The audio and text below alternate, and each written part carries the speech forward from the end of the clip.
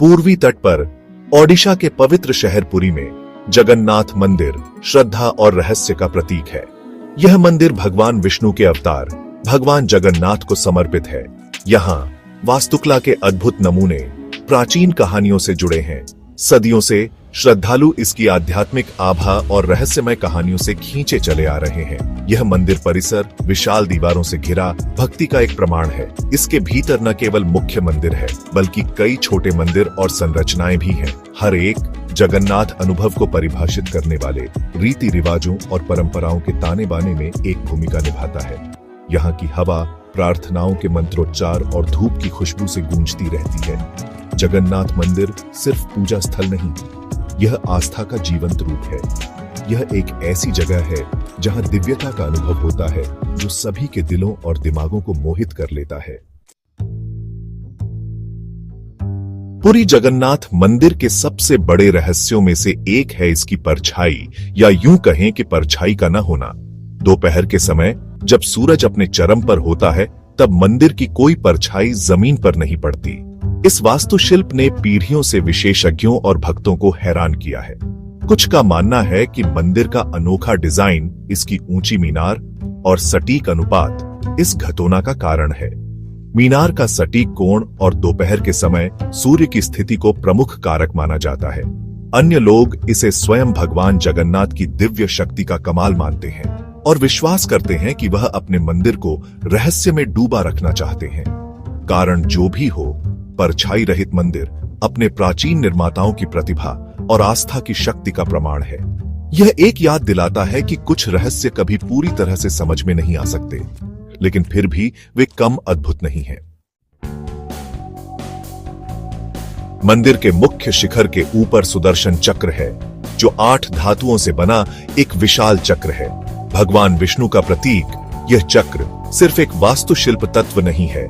ऐसा माना जाता है कि इसमें दिव्य शक्ति है। यह समय, चक्र और ईश्वर की हमेशा देखने वाली नजर का प्रतिनिधित्व करता है। सुदर्शन चक्र भी रहस्य में डूबा हुआ है। 1 टन से ज्यादा वजन और 20 फीट की ऊंचाई वाला यह इंजीनियरिंग का एक चमत्कार है। आधुनिक तकनीक के बिना इसे इतनी ऊंचाई पर कैसे स्थापित किया गया, यह बहस का विषय है। कहानी यह है कि स्वयं दिव्य वास्तुकार विश्वकर्मा ने इसे वहां स्थापित किया था। चक्र का रुख एक और दिलचस्प पहलू है। ऐसा कहा जाता है कि यह किसी भी दिशा से दिखाई देता है, मानो पूरी शहर और उसके निवासियों पर लगातार नजर रख रहा हो। यह सर्वव्यापी नजर भक्तों के लिए आराम और सुरक्षा का स्रोत है, जो मानते हैं कि भगवान जगन्नाथ हमेशा उनकी देखभाल कर रहे हैं। रत्न भंडार एक ऐसा नाम जो आश्चर्य और जिज्ञासा दोनों को जगाता है। जगन्नाथ मंदिर के बीचों बीच छिपा यह खजाना घर अपार धन से भरा हुआ माना जाता है। इसके धन की कहानियां प्रसिद्ध हैं, लेकिन बहुत कम लोगों ने इसे अपनी आंखों से देखा है।